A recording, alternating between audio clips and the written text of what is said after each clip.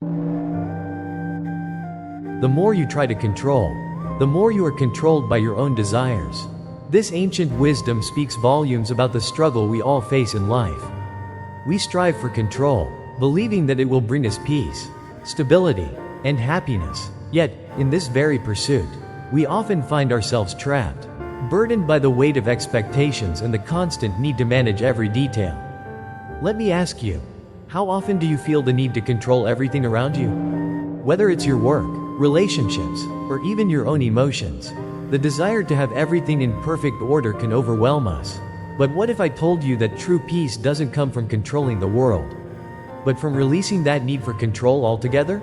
In Buddhism, this is one of the most profound teachings, the idea of letting go. Letting go of control doesn't mean we stop making decisions or lose our sense of responsibility. It means recognizing that, no matter how hard we try, there are forces in life beyond our control. And when we surrender to this truth, we can find a sense of freedom and calm like never before. Imagine, for a moment, that your life is a river. We can try to dam the water, control its flow, and direct it where we want. But the river will find a way to flow, whether we like it or not. In the same way, life flows with its own rhythm. There are things we can change, and many things we cannot. The more we resist, the more we struggle. But when we release our need to control, we align ourselves with the natural flow of life. We stop fighting against the current, and instead, we float along with it. This doesn't mean we are passive. It means we embrace the wisdom of knowing when to act and when to let go. When we stop forcing things, we create space for life to unfold in ways that are often far more beautiful than anything we could have planned. Buddha once said, "Nothing is permanent, and nothing is in our control." The impermanence of life is the key to understanding this teaching. The moment we let go of the need to control, we open ourselves up to a deeper connection with the present moment. And it is here, in the present, that we find true peace. So how do we begin to practice letting go?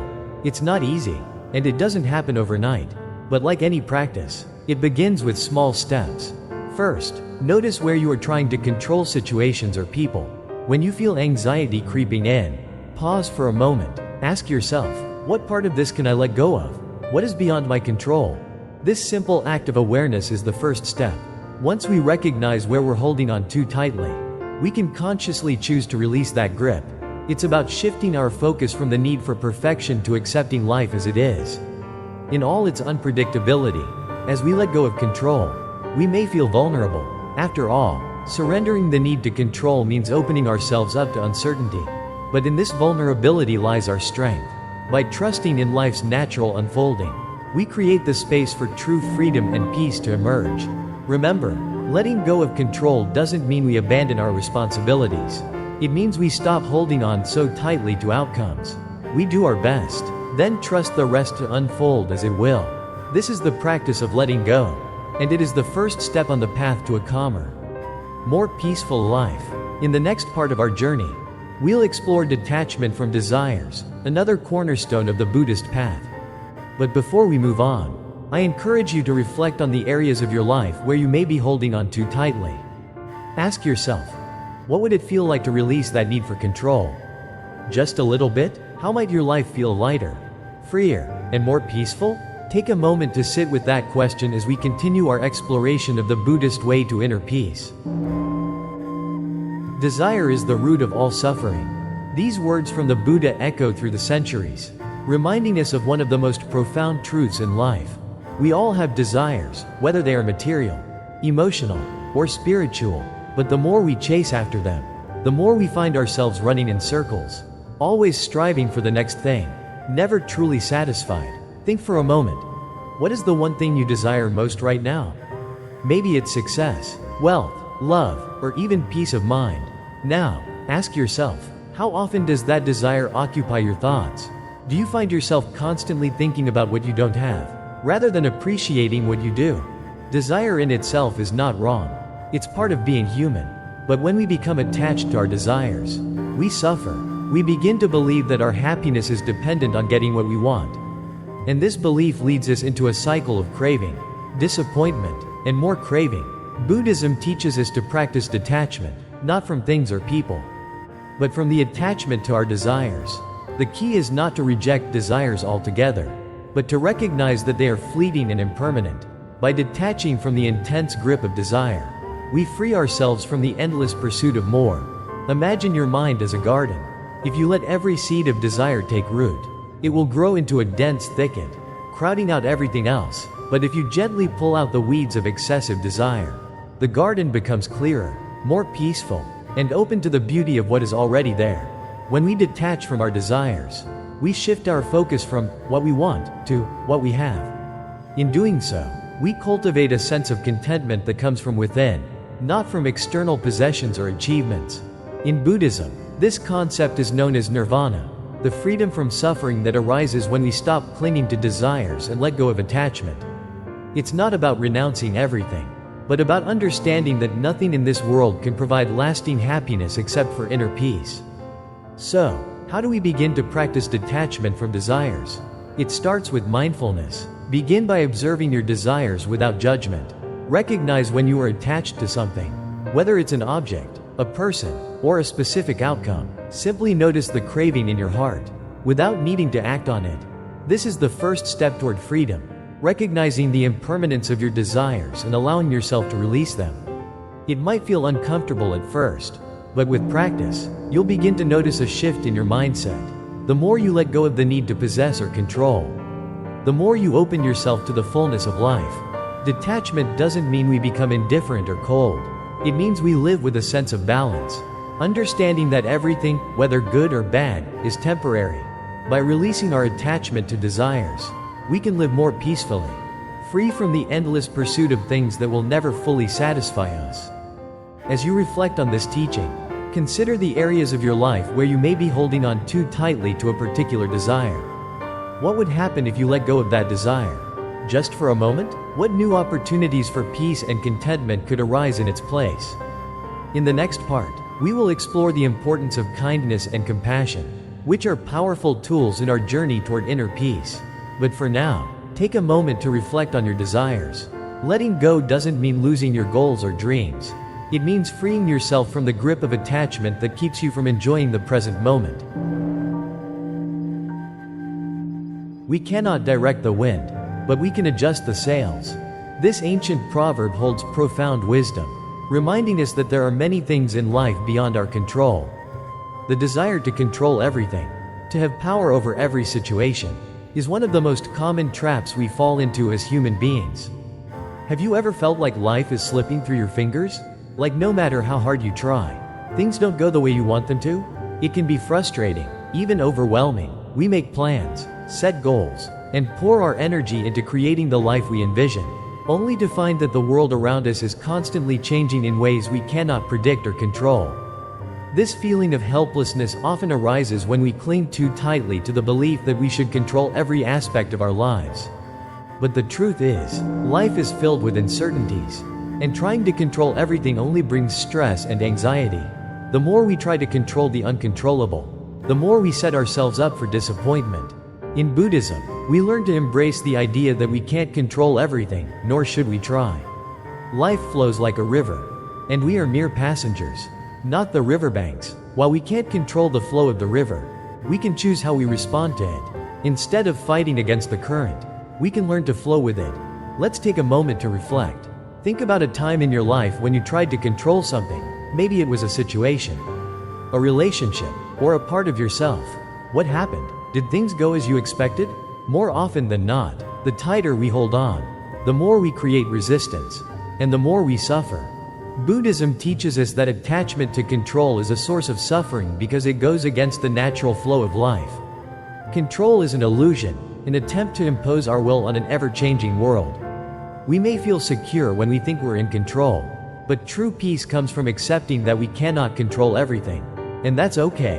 When we accept the impermanence of life, we begin to understand that change is inevitable.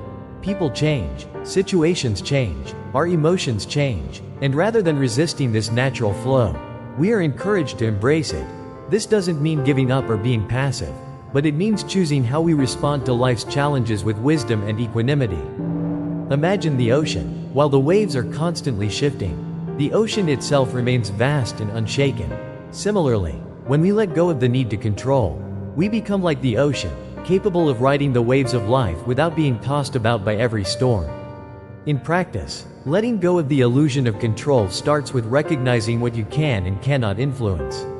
There are things that are in your hands, your actions, your thoughts, your words, but there are also countless things beyond your control, other people's behavior, the future, the past, the weather, and so much more. Once we accept that we can't control everything, we find that we become more present in our lives. Instead of wasting energy trying to manipulate every situation, we can focus on what truly matters, our inner state of being.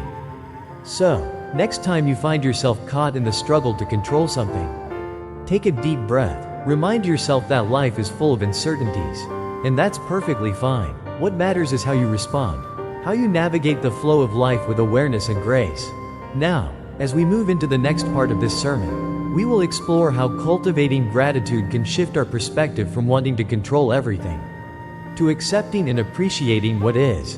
By focusing on gratitude, we open our hearts to the abundance that already exists in our lives. Stay with me as we dive deeper into this practice. Gratitude turns what we have into enough. These words carry profound meaning, because when we shift our focus from what we lack to what we have, we open ourselves up to a world of abundance and peace. Now that we've explored the illusion of control, let's dive into how cultivating gratitude can radically transform our perspective on life. Often, when we feel overwhelmed or dissatisfied, it's because we are fixated on what's not going right. We look at our challenges, our disappointments, and our desires, and forget to see the countless blessings right in front of us. Gratitude, in its purest form, is about appreciating the present moment. It's about recognizing the beauty in the simple things, the warmth of the sun on your face, the love of a friend or family member, the breath that sustains you. The more we acknowledge these small yet significant moments of grace, the more our hearts open, and the more we are able to let go of our need for control. This doesn't mean ignoring the hardships we face. Life is full of challenges, but instead of seeing them as obstacles, we can begin to view them as opportunities for growth. Every difficulty holds a lesson, every struggle a chance to build resilience. When we approach life with gratitude, even in the face of hardship, we are able to find meaning in our experiences. The Buddha once said, "May all beings be happy. May all beings be free from suffering." This simple, profound wish is rooted in compassion and gratitude. It's a reminder that our happiness does not come from having more, but from cultivating an attitude of appreciation for what already is. Gratitude isn't about seeking more possessions or achievements. It's about recognizing the inherent value of the present moment. As it is, when we practice gratitude, we move away from a mindset of scarcity, where we always feel like we need more, and instead, we cultivate a mindset of abundance. Abundance is not about material wealth, but about appreciating the richness of life itself. Let's take a moment to reflect. Think about your day so far. What are the small moments of beauty you've overlooked? Perhaps it's the sound of birds outside your window, or the feeling of a warm cup of tea in your hands. Perhaps it's the laughter of a loved one or the silence of a peaceful evening. These moments are gifts, and they are enough.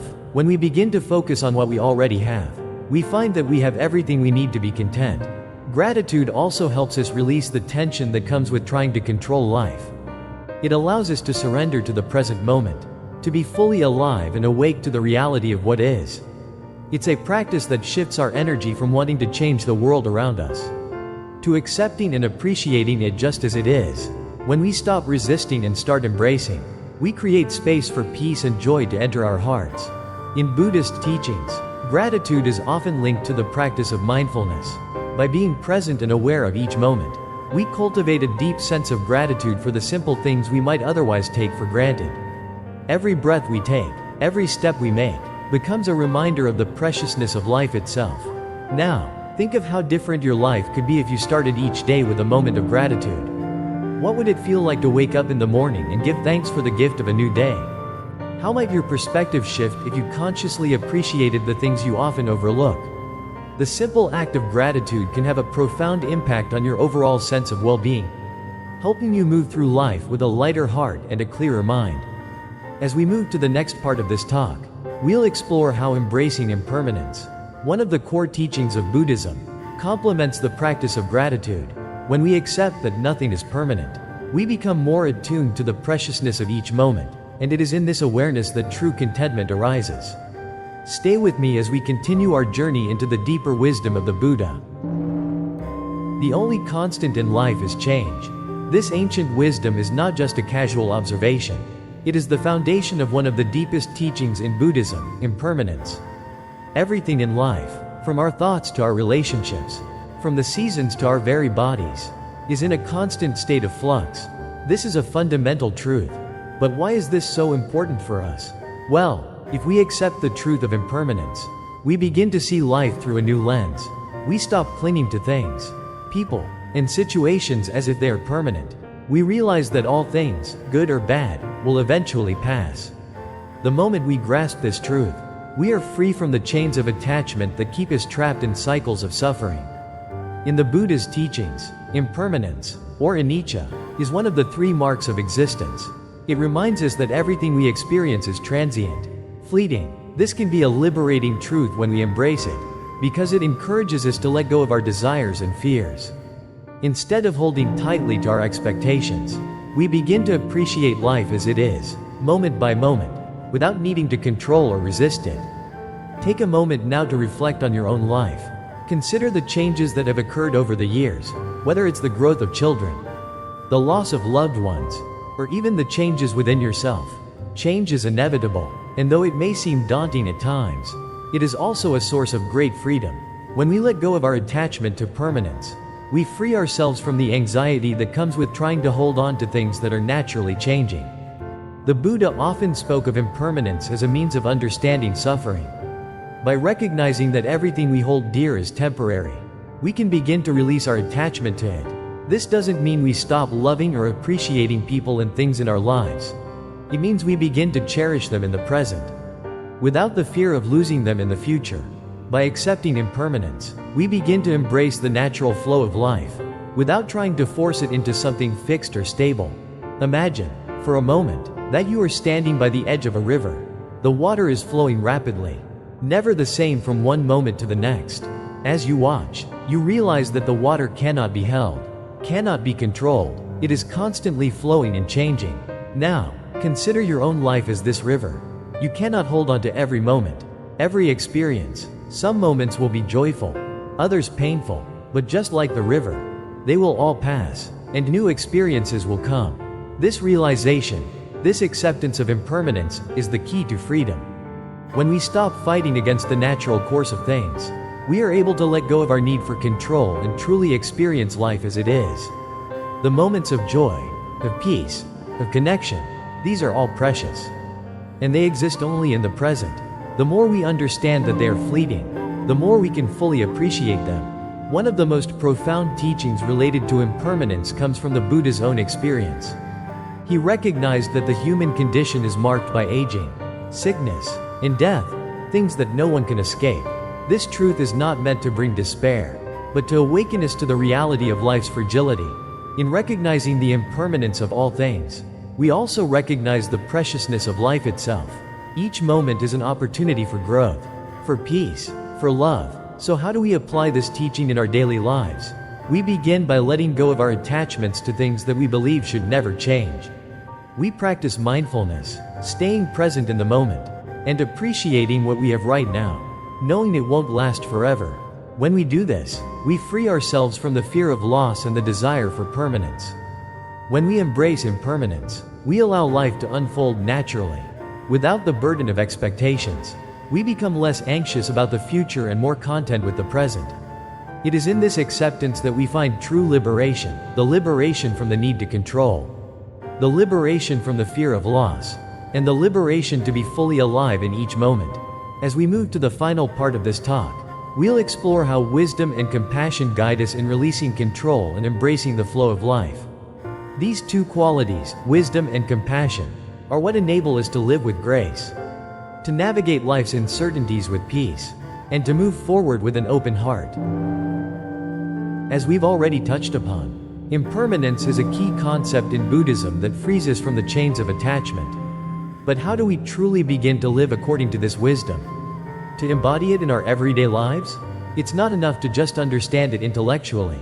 To live with ease, with peace, we must integrate this wisdom into our hearts. This is where the practices of prajna, wisdom, and karuna, compassion, come in. Wisdom is not merely the accumulation of knowledge. It is the profound understanding of the true nature of things. It's seeing life as it is, without the filters of desire, attachment, or aversion. Wisdom allows us to perceive the impermanence of everything, to know that nothing lasts forever, and that all things are interconnected. With wisdom, we understand that suffering arises from clinging to what is fleeting, and true happiness comes from releasing those attachments. But wisdom, without compassion, can be cold and distant. This is where karuna, compassion, plays its essential role. Compassion is the heart's response to the suffering of others. It is the deep empathy that arises when we recognize the shared experience of impermanence and suffering in all beings. Compassion allows us to connect, to offer kindness, and to hold space for others, knowing that they, too, are navigating the same challenges of life. Together, wisdom and compassion form the perfect balance, guiding us to act in a way that is both mindful and loving. One without the other can lead to imbalance. Without wisdom, compassion can become naive, possibly leading to enabling harmful behaviors or failing to recognize the deeper causes of suffering. Without compassion, wisdom can become detached, leading to a lack of empathy for others' struggles. The Buddha taught that these two qualities, wisdom and compassion, must go hand in hand. When we cultivate both, we open ourselves to the possibility of true liberation, not just for ourselves, but for all beings. This is the path to peace and freedom. Let me share a simple yet profound example. Imagine you are walking down a path and come across someone who is suffering. With wisdom, you recognize that suffering is part of the human condition, it's impermanent, and no one can escape it. But with compassion, you are moved to help. You don't simply observe the suffering from a distance and continue walking. Instead, you offer assistance, whether that's through a kind word, a helping hand, or simply being present with them. Wisdom helps you understand, and compassion helps you act. In our lives, this may look like extending kindness and understanding toward ourselves and others when things don't go as planned.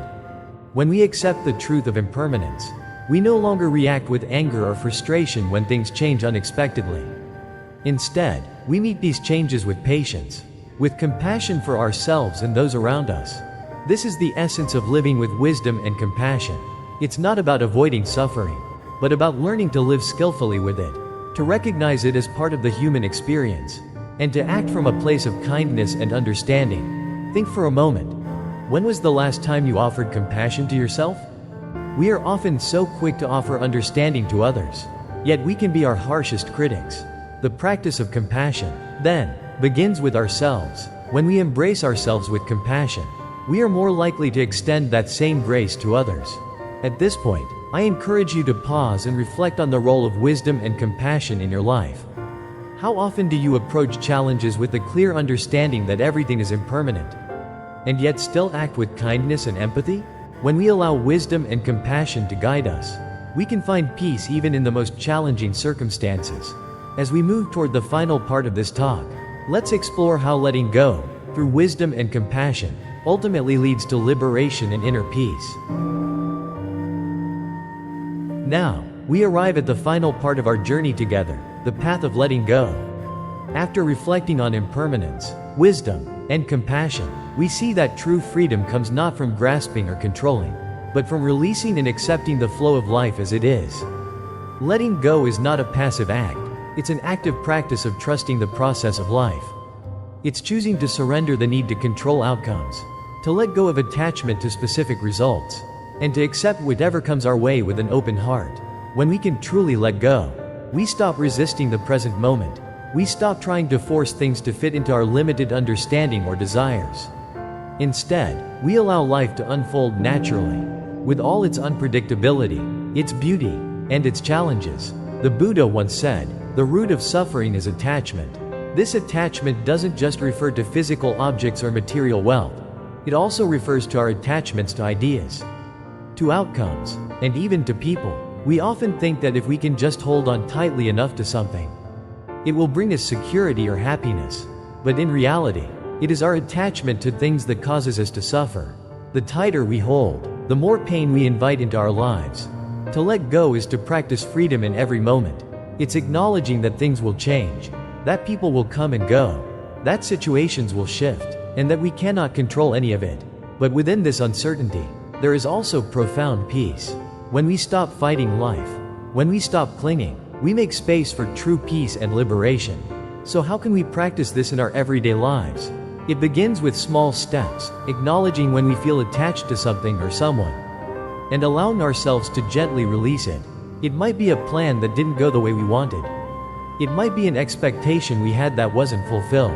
It might even be an emotion or a thought that we're holding onto too tightly. Letting go doesn't mean we stop caring, it means we stop controlling. We care deeply, but we also understand that we cannot force things to stay the same. Life is in constant flux, and true peace comes when we are willing to let life flow without interference. Every time we let go, we make room for something new, new experiences, new relationships, new possibilities. The more we practice this, the freer we become, and ultimately, this path leads us to liberation, not as a far-off goal, but as a present reality. Remember that the journey of letting go is a process. It's not something that happens overnight. It requires patience, mindfulness, and a deep understanding of the nature of life. But every step you take on this path is a step toward greater peace and freedom. As we end this talk, I want to invite you to reflect on the ideas we've shared today. How can you begin to let go of what no longer serves you? What attachments are holding you back from living freely and peacefully? If this talk has resonated with you, I encourage you to take a moment to like this video, subscribe to our channel, and share your thoughts in the comments. Your reflections and engagement help us continue this journey together, and we truly appreciate your presence here. Finally, I offer you my deepest wish for peace and liberation. May you walk the path of wisdom, compassion, and letting go with an open heart. Nam Mô Buddha. May peace, love, and compassion be with you on your journey.